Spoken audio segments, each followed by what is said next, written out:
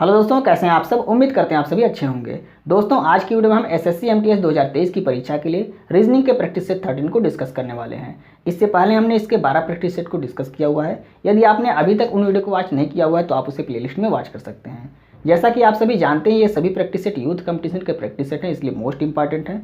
और आपको अगर इन प्रैक्टिस सेट की पीडीएफ चाहिए तो उसके लिए आप हमारे Telegram channel RK competition classes को ज्वाइन कर सकते हैं, जहां पर प्रतिदिन 5 बजे आपको पीडीएफ उपलब्ध करा दी जाती है। वहां से आप पीडीएफ को फ्री में डाउनलोड करके खुद से सॉल्व कर सकते हैं। और अगर आपको कोई डाउट है तो इस क्लास में आके उस डाउट को आप क्लियर कर सकते हैं। तो यह एक छोटी सी इन्फॉर्मेशन थी आपके लिए। आइए अब अपनी क्लास को स्टार्ट करते हैं। आज का पहला प्रश्न देखते हैं। पहला प्रश्न कह रहा है, उस विकल्प का चयन करें जो तीसरे अक्षर समूह से ठीक उसी प्रकार संबंधित है जिस प्रकार दूसरा अक्षर समूह पहले अक्षर समूह से संबंधित है। तो यहाँ पर कह रहा है HOST अनुपाते JKYL समानुपाते SOLO।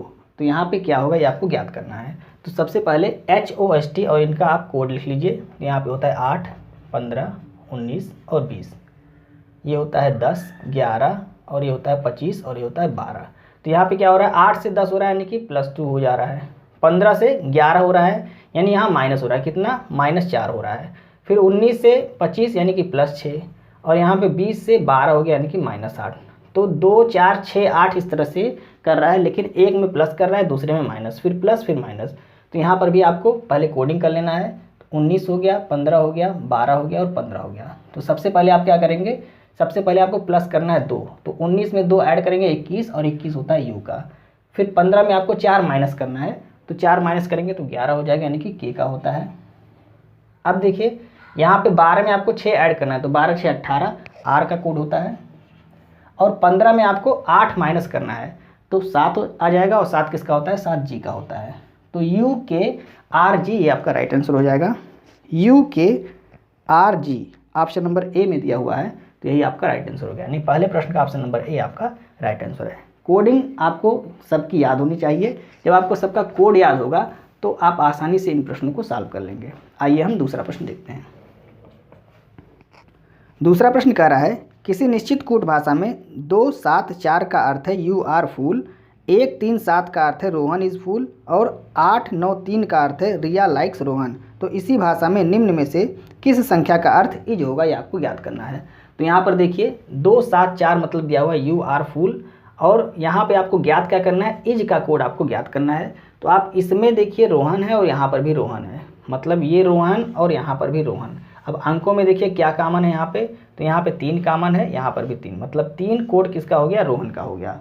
आपको इज का पता करना है तो आपको फूल का कोड भी यहाँ से पता करना पड़ेगा। तो यहाँ पे फूल है और फूल यहाँ पे है, मतलब इन दोनों का कोड आपको पता करना पड़ेगा। तो दोनों में कॉमन क्या है, तो यहाँ पर देखिए 7 और यहाँ पर 7, मतलब ये 7 किसका कोड हो गया, 7 आपका फूल का कोड हो गया। बचा क्या, यहाँ पे 1 बचा है और यहाँ पे इज बचा है, तो इज का कोड क्या हो गया, इज का कोड 1 हो गया।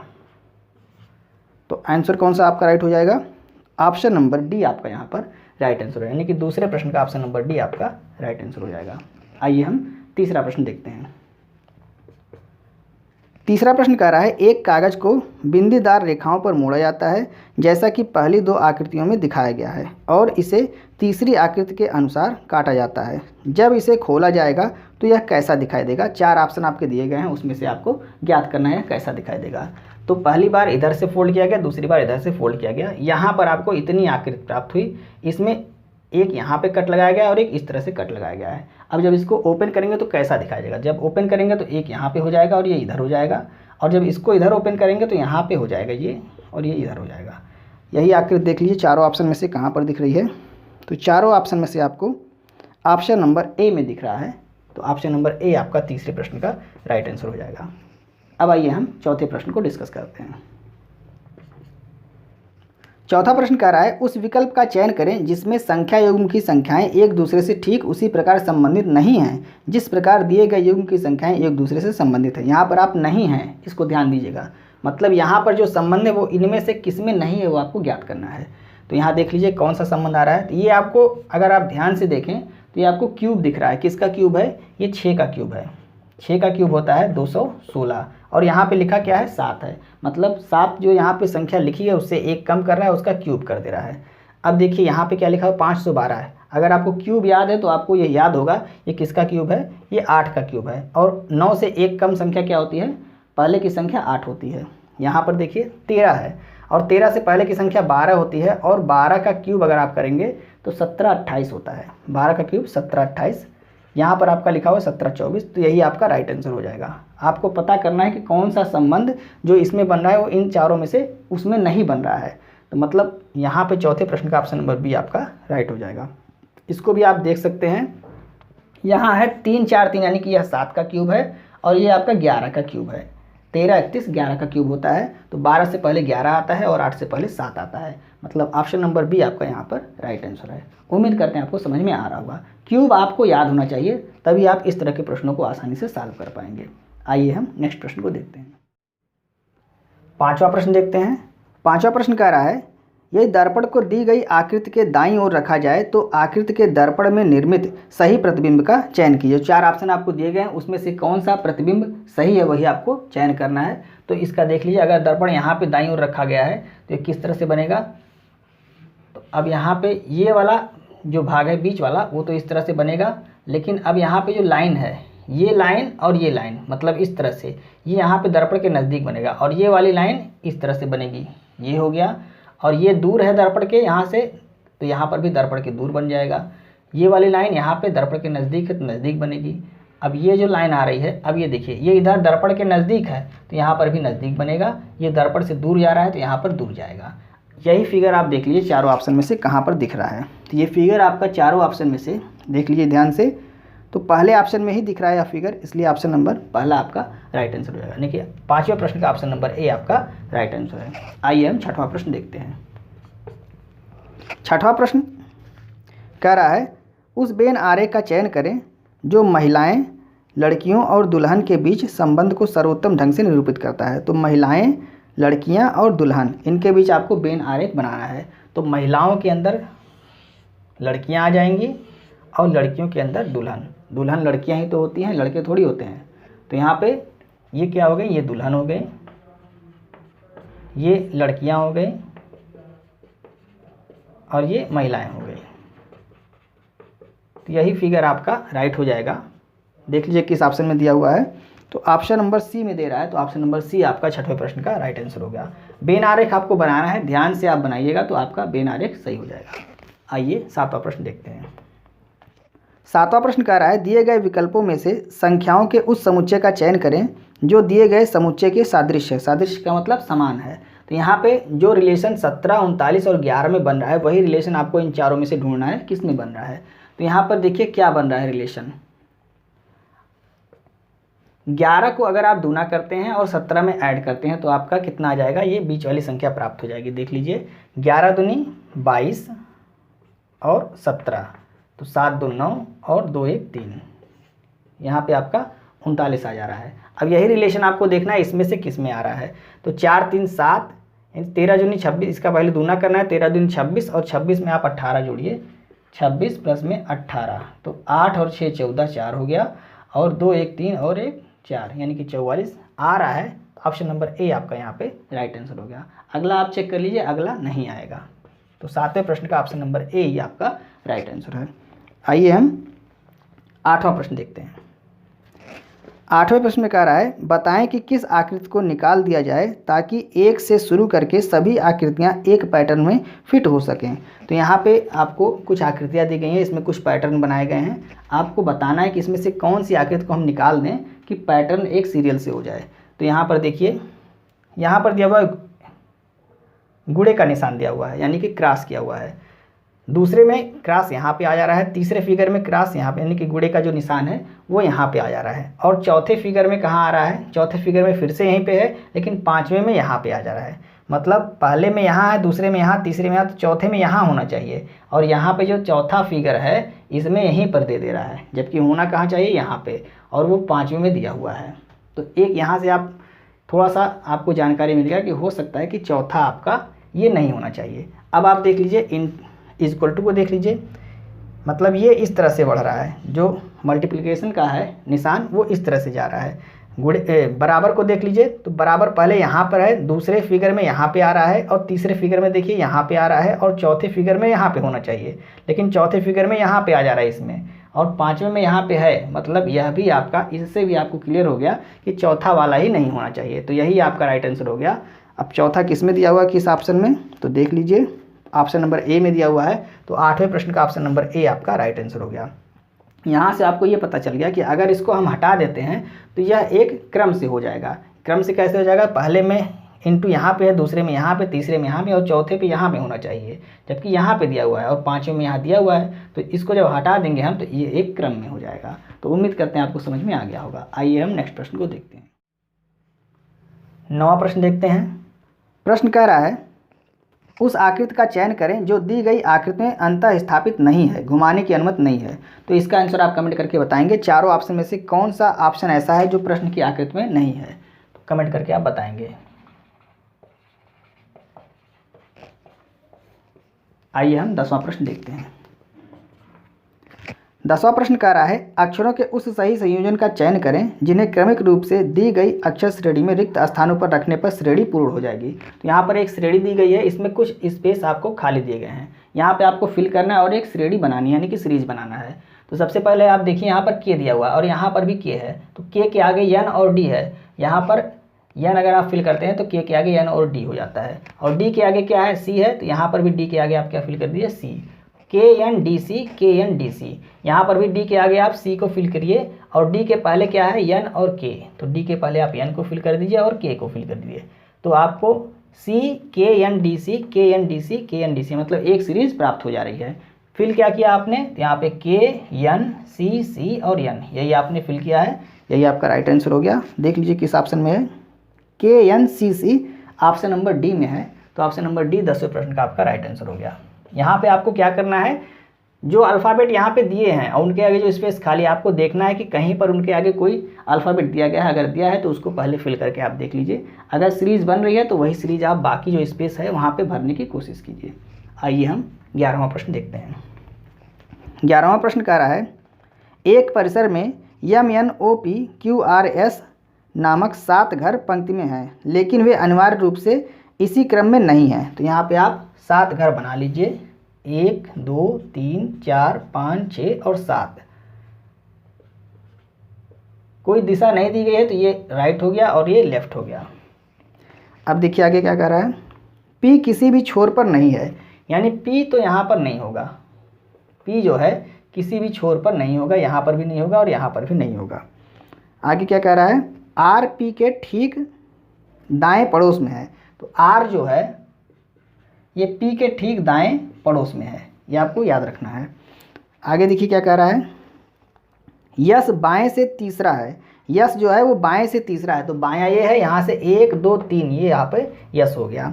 अब आगे क्या कह रहा है, आगे कह रहा है O एकदम बाएं छोर पर है। अब O एकदम बाएं छोर पे, तो ये एकदम बाएं छोर है, तो O एकदम बाएं छोर पे बैठ गया।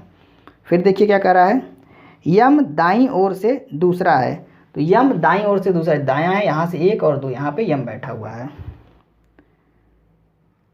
उसके बाद कह रहा है ओ एन के पड़ोस में नहीं बैठा है, यानी कि ओ जो है वो एन के पड़ोस में नहीं बैठा हुआ, मतलब यहाँ पर तो एन नहीं हो सकता। अब देखिए एक यहाँ पे दिया होता है P और R, R के बारे में कोई जानकारी आपको दे रहा है, यहाँ पर देख लीजिए। पूछा जा रहा है आपसे कि यस के दाईं और दूसरे स्थान पे कौन है, यस के दाईं और दूसरे स्थान पे यहाँ पे कौन है, ये आपसे पूछा जा रहा है। और ऊपर आपने देखा हुआ है R P के ठीक दाएं पड़ोस में है, तो R जो है वो P के ठीक दाएं पड़ोस में है। अब देखिए यहाँ पे दोनों लोग को साथ में बैठाना है, तो यहाँ पे तो बैठ नहीं सकते, यहाँ पे ही बैठ पाएंगे, और P का स्थान यहाँ पे हो नहीं सकता, और यहाँ पे आप P को रख नहीं सकते क्योंकि एक ही स्पेस है, 2 स्पेस यहाँ खाली है, तो यहाँ पे आप P और R को बैठा दीजिए, P को और R को आप यहाँ पे बैठा देंगे। यहाँ पर N बैठ नहीं सकता, तो N आपका यहाँ पे बैठेगा, और यहाँ पे जो एक खाली है वो बैठ जाएगा। तो कौन बचा हुआ है, MNOPQRS, तो यहाँ पे आपका Q बचा हुआ है, तो Q यहाँ पे बैठ जाएगा। अब आपसे प्रश्न पूछ रहा है यस के दाईं और दूसरे स्थान पर कौन है, तो यस के दाईं और दूसरे स्थान पर मतलब यहाँ पे कौन बैठा है, R बैठा हुआ है, तो R जिस ऑप्शन में वही आपका राइट आंसर हो जाएगा। ऑप्शन नंबर डी आपका यहाँ पर राइट आंसर है। 11वें प्रश्न का ऑप्शन नंबर डी राइट है। उम्मीद करते हैं आपको समझ में आ रहा होगा। यहाँ पे जिस तरह से कह रहा है उस तरह से आप कर दिया। ये सबसे पहले आपको उस ऑप्शन को लेना है जो दायां या बायां के नज़दीक, मतलब उससे रिलेटेड हो, जो दायां या बायां। तो हमने पहले यहाँ पे एस को लिया, क्योंकि यहाँ पे कह रहा है कि बाएं से तीसरे स्थान पे है, तो इस ऑप्शन को आपको पहले फिल करना है, उसके बाद शेष ऑप्शन को आपको फिल कर देना है। आइए हम 12वां प्रश्न देखते हैं। 12वां प्रश्न कह रहा है उस विकल्प का चयन करें जो तीसरे शब्द से ठीक उसी प्रकार संबंधित है जिस प्रकार दूसरा शब्द पहले शब्द से संबंधित है। तो आलू अनुपाते तना समानुपाते चना अनुपाते क्या होगा? तो आलू एक प्रकार का तना है और चना क्या है? चना एक प्रकार का, यहाँ पे देख लीजिए चारों ऑप्शन में से, तो पहले में फूल, दूसरे में दाल, तीसरे में बीज और चौथे में है जड़। तो बीज है, चना एक प्रकार का बीज है। ऑप्शन नंबर सी आपका 12वें प्रश्न का राइट आंसर है। आइए हम 13वां प्रश्न देखते हैं। 13वां प्रश्न कह रहा है उस संख्या का चयन करें जो दी गई संख्या श्रेणी से संबंधित नहीं है। यानी कि यहाँ जो श्रेणी दी गई है इससे संबंधित नहीं है, तो आप क्या करेंगे? अंतर निकालेंगे। तो यहाँ अंतर अगर आप निकालते हैं तो कितना हो जाता है? तो यहाँ 7 का अंतर आ जाएगा। यहाँ पे देखिए तो यहाँ पे 14 का अंतर आ जाएगा, यहाँ पे 22 का अंतर आ जाएगा, और यहाँ पे देखिए तो यहाँ पे 18 और 9 27 का अंतर आ जाएगा। और यहाँ पे आप देख लीजिए तो यहाँ पे है आपका 14, तो 9 5 14 और यहाँ पे 3 35 हो गया। 7 दूनी 14, 7 तियाँ 21, 7 चौक 28, 7 पचे 35। यानी यहाँ पे अगर 21 होता, और 21 कब होता? जब यहाँ पे 81 होता। तो 81 होता तो ये 21 हो जाता, और यहाँ पे जो अंतर होता वो कितना हो जाता? 28 हो जाता। तो 7 दूनी 14, 7 तियाँ 21, 7 चौक 28 और 7 पचे 35, यानी कि एक सीरीज आपको मिल जाती। तो यही वाला ऑप्शन आपका राइट होगा, इसी में आपको परिवर्तन करना पड़ेगा। तो देख लीजिए कौन सा ऑप्शन सही है।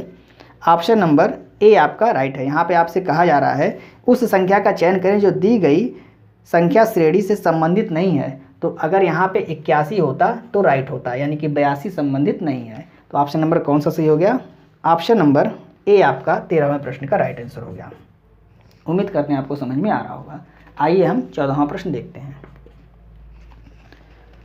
प्रश्न कह रहा है दिए गए समीकरण को संतुलित करने के लिए इनमें से किन दो चिन्हों को एक दूसरे से प्रतिस्थापित करना पड़ेगा। तो यहाँ पर एक समीकरण दिया गया है, पहला ऑप्शन आपका दे रहा है भागा और ऋण को एक दूसरे से बदलना है।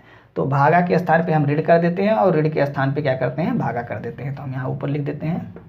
अब सबसे पहले आप भाग देंगे तो इसमें भाग देंगे कितना आ जाएगा? यहाँ पे तो 3 आ जाएगा, और यहाँ पे 7 और इसका गुणा करेंगे, 7 तियाँ 13 में और 17 में 3 से गुणा करेंगे तो 17 तियाँ 51 माइनस यहाँ पे 3 हो गया, और यहाँ पे प्लस 7 है। तो इसको घटाएंगे तो यहाँ 4 आ जाएगा प्लस में, और 51 में अगर आप 4 ऐड करेंगे तो कितना आ जाएगा? 55 आ जाएगा। मतलब समीकरण संतुलित हो जा रहा है। तो ऑप्शन नंबर ए आपका यहाँ पर राइट आंसर है। 14वें प्रश्न का ऑप्शन नंबर ए राइट है। आइए हम नेक्स्ट प्रश्न को देखते हैं। 15वां प्रश्न देखते हैं। प्रश्न कह रहा है यदि किसी कूट भाषा में WICE को DRXV लिखा जाता है तो इसी कूट भाषा में ROPE को क्या लिखा जाएगा? अब अगर आप यहाँ पे ध्यान से देखिए, अगर आपको अपोजिट याद है अल्फ़ाबेट का, तो यहाँ पे W का अपोजिट क्या है? D है, I का R है, C का X होता है और E का V होता है। अपोजिट की जो ट्रिक है उसको हमने फुल वीडियो में बताया हुआ है, और उस वीडियो का लिंक आपको इस वीडियो के डिस्क्रिप्शन में आपको मिल जाएगी, आप वहाँ से उस वीडियो को वॉच कर सकते हैं। तो यहाँ पे देखिए R का अपोजिट क्या होता है? I होता है, O का अपोजिट L होता है, और P का अपोजिट क्या होता है? K होता है, और E का अपोजिट V होता है। तो ILKV यही आपका राइट आंसर हो जाएगा। देख लीजिए ILKV ऑप्शन नंबर डी में दिया हुआ है। तो 15वें प्रश्न का ऑप्शन नंबर डी आपका राइट आंसर हो जाएगा। आइए हम 16वां प्रश्न देखते हैं। 16वां प्रश्न कथन और निष्कर्ष से संबंधित प्रश्न है। तो कथन कह रहा है कुछ लड़के कक्षा 2 में पढ़ते हैं। तो कुछ लड़के, ये लड़के हो गए, और ये कक्षा 2 हो गई, कक्षा 2 में पढ़ते हैं। आगे कह रहा है शेखर कक्षा 2 में नहीं है, यानी कि शेखर जो है ये कक्षा 2 में नहीं है। यहाँ शेखर बना लीजिए, शेखर कक्षा 2 में नहीं है, क्रॉस कर दीजिए। अब आगे आपसे निष्कर्ष कह रहा है शेखर लड़का नहीं है। तो शेखर लड़का है या नहीं, इस कथन से हमें यह जानकारी नहीं प्राप्त हो रही है। तो यह कथन आपका क्या हो गया? निष्कर्ष जो है ये गलत हो गया, क्योंकि इससे हमें जानकारी, जो कथन यहाँ पे दिया गया है दोनों, उससे यह जानकारी नहीं प्राप्त हो रही कि शेखर लड़का है या नहीं है। अब दूसरा देखते हैं। दूसरा निष्कर्ष कर रहा है कक्षा 2 का कोई भी विद्यार्थी लड़का नहीं है। कक्षा 2 का कोई भी विद्यार्थी लड़का नहीं है, तो यह भी आपका गलत हो गया, क्योंकि लड़के जो हैं वो कुछ कक्षा 2 में पढ़ते हैं। तो यहाँ पे आपका दूसरा निष्कर्ष भी गलत हो गया। अब तीसरा देखते हैं। तीसरा कह रहा है शेखर एक लड़का है। अब यहाँ पे देखिए, पहले में कह रहा है शेखर लड़का नहीं है और तीसरे में कह रहा है शेखर एक लड़का है।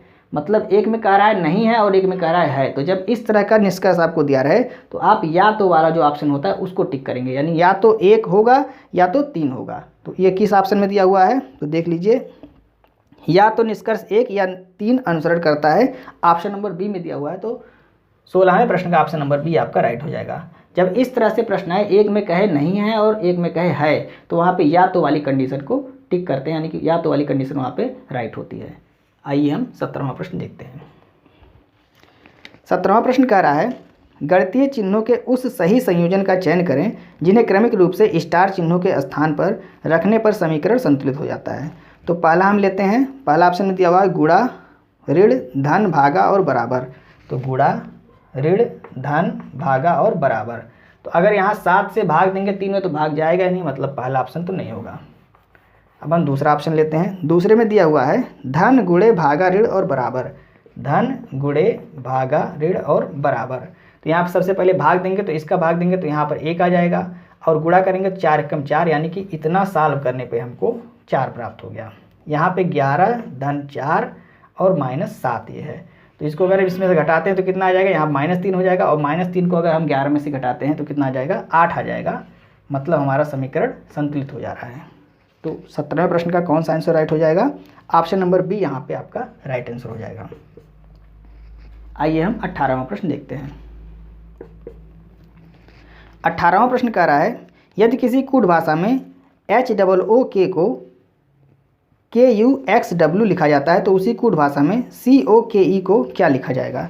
तो कोडिंग कर लीजिए। यहाँ पे आप H का 8 होता है, इसका 15 और इसका होता है 11। यहाँ पे 11, 21 और 24 और ये होता है 23। तो यहाँ पे कर क्या रहा है देख लीजिए, 8 से 11 हो गया, यानी कि 8 और 3 11, 8 3 11 हो गया। 15 से 21 हो गया, 15 6 21 मतलब +6 हो गया। अब 15 से 24 हो गया तो 9 की वृद्धि हो गई, यानी कि +9 हो गया। और यहाँ पे 11 से 23 हो गया, मतलब 12 की वृद्धि हो गई। तो 3 6 9 12 इस तरह से वृद्धि कर रहा है। तो यहाँ पर भी आपको वही प्रोसेस करना है। सी का कोड होता है 3, 15, 11 और 5। तो 3 में आप 3 ऐड करेंगे 6 हो जाता है, 6 F का कोड होता है। 15 में आप 6 ऐड करेंगे 21 होता है और 21 U का कोड होता है। 11 में आपको 9 ऐड करना है 20 होता है और 20 T का कोड होता है। और 5 में आपको 12 ऐड करना है, तो 12 5 17 और 17 Q का कोड होता है। तो FUTQ यही आपका राइट आंसर हो गया। देख लीजिए, FUTQ ऑप्शन नंबर डी में दे रहा है। तो 18वें प्रश्न का ऑप्शन नंबर डी आपका राइट आंसर हो गया। उम्मीद करते हैं आपको समझ में आ रहा होगा। आइए हम 19वां प्रश्न देखते हैं।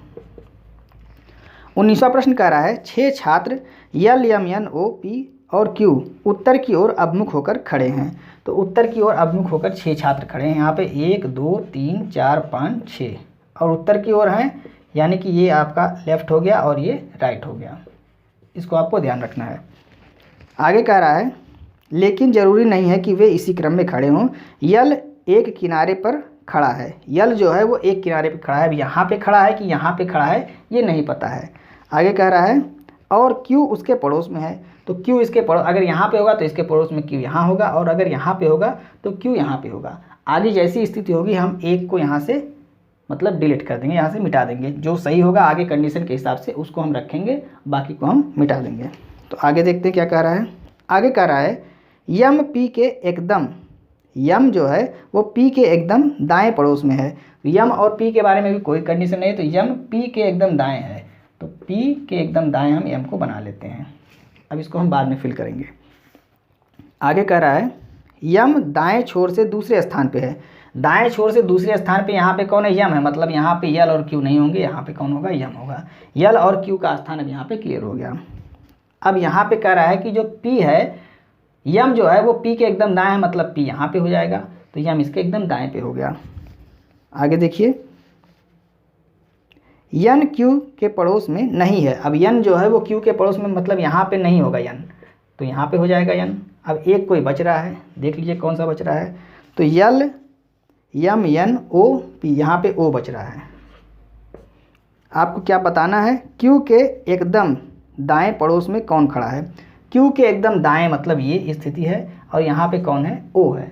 तो ओ किस ऑप्शन में है, ओ आपका ऑप्शन नंबर ए में दिया हुआ है। तो 19वें प्रश्न का ऑप्शन नंबर ए आपका राइट आंसर हो गया।